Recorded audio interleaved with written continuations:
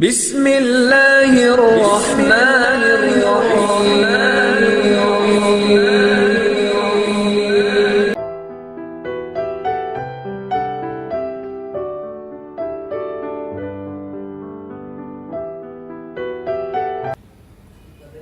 اے تن میرا چشمہ ہووے،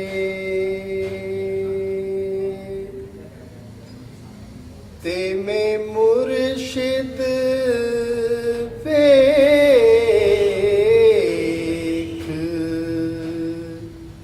نہ رجا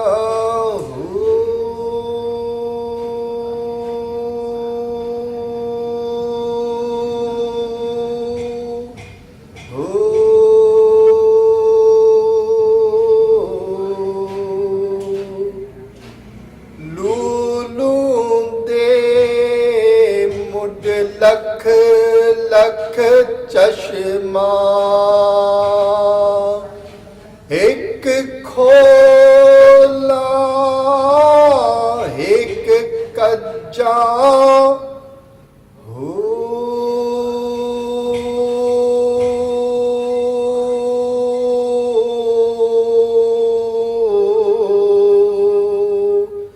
اتنے ڈٹھیا مینوں صبر نہ آوے، میں ہور کتھے ول بھجاں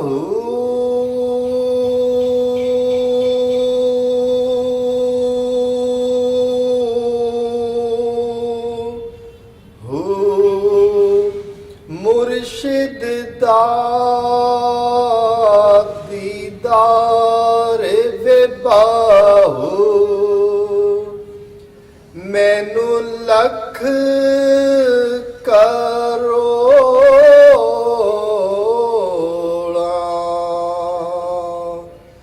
حجاں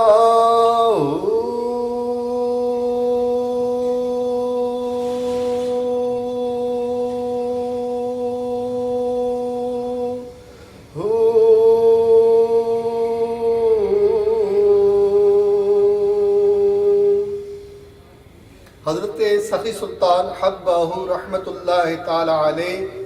جو سلطان العارفین بھی ہیں، امام العاشقین بھی ہیں،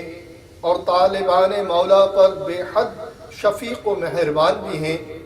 آپ اس بیت میں مرشد کے فضائل بیان کرتے ہوئے ان کا مرتبہ بیان کر رہے ہیں اور فرما رہے ہیں کہ اللہ کریم کا جو احسان ہے کسی بندے پر، وہ یہ ہے کہ اللہ تعالیٰ اس بندے کو اپنے اولیاء کا قرب عطا کر دے۔ اولیاء دوست کو کہتے ہیں، اور دوست کے قرب سے دوست کی محبت دل میں مزید پیدا ہوتی ہے۔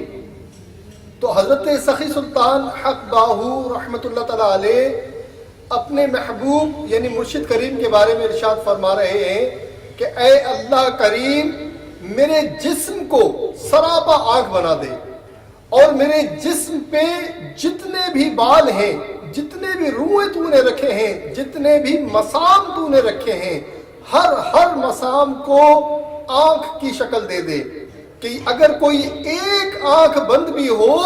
تو دوسری آنکھ سے میں اسے دیکھتا رہوں۔ تو لاکھوں کروڑوں مجھے آنکھیں عطا فرما دے تاکہ میں اپنے مرشد کے دیدار سے غافل نہ ہوں۔ اور حضرت سخی سلطان حق باہو رحمۃ اللہ تعالیٰ علیہ جس معنی میں مرشد کو استعمال کیا جاتا ہے کہ جہاں اپنا ہاتھ اللہ کے ولی کے ہاتھ میں دے کر بیعت کی جاتی ہے، اور بیعت کرنے والا مرید کہلاتا ہے، اور بیعت کرنے والا جس سے بیعت کی جائے اسے مرشد کہتے ہیں۔ دوسرے معنی میں کبھی حضور غوث اعظم رضی اللہ تعالیٰ عنہ کو بھی حضرت سخی سلطان حق باہو مرشد کے لقب سے پکارتے ہیں، اور نبی کریم علیہ السلام جو تمام انبیاء کے بھی مرشد ہیں اور تمام کائنات کے مرشد ہیں، کبھی یہ استعارہ مرشد کا حضور سید دو عالم علیہ السلام کی جانب بھی ہوتا ہے۔ گویا حضرت سخی سلطان حق باہو رحمت اللہ تعالی علیہ اللہ کی بارگاہ میں عرض کر رہے ہیں کہ مولا عز و جل تو نے جو مجھ پہ احسان کیا ہے اور جو مجھے محفل حضوری